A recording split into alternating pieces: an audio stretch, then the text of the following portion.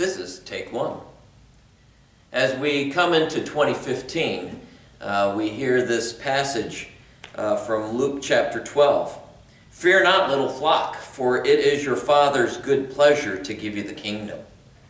Indeed, our Christian walk is centered on receiving what God brings. And boy, sometimes, especially as we reach a new year, we say, come on, God, bring it on. We want all those things that He can give to us. And we want to have a rich new year. But really, the sense of readiness for what He brings needs to be brought to mind. Because it's a readiness for that petition in the Lord's Prayer, Thy kingdom come. Are we really ready? Are we ready to run? Not run away from, but run toward, run to those things that He calls us to do and to be. Are we dressed for action? No, not our typical Sunday clothes, but that which He wants us to be dressed to go and reach people for His kingdom. Are your work clothes on?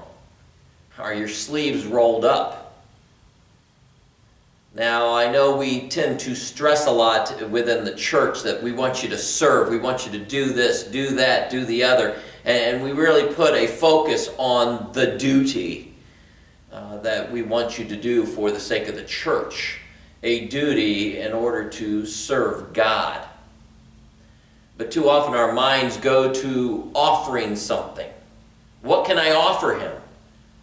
And sometimes the church asks us to offer something substantial, whether it be financial, whether it be in our time, our service, our duty, and we just go, I can't.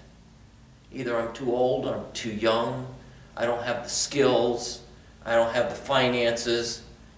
So we begin to look for, instead of offering something substantial, we want to see if we can offer something that is sufficient. How much can I get away with? How much is just enough? And so it leaves us to ask the question, in our readiness for Thy kingdom come, are we ever fully ready for Jesus? Are we ever fully ready for His coming? As we see signs around the world of His return, anticipating that? Or are we ever fully ready for Jesus' demands on our life? Do we truly want to receive Jesus on His terms? I know I don't, because on His terms He asks me to turn the other cheek, especially when I've been wronged by someone. He asks us to submit to the governing authorities, and sometimes those governing authorities don't really do the things that are too godly.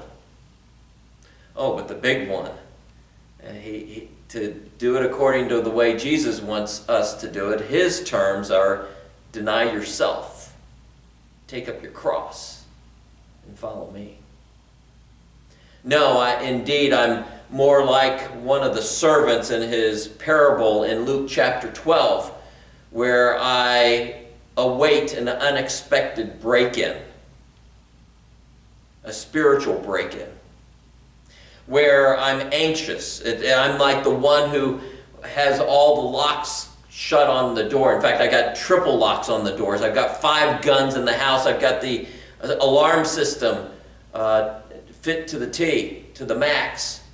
And I get so anxious it consumes my life, and I don't know when and where my spiritual house is going to be broken in.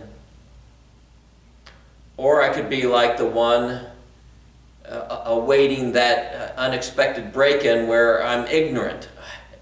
I just don't care anymore. Go ahead, break into my house, tear it down because it doesn't make a difference.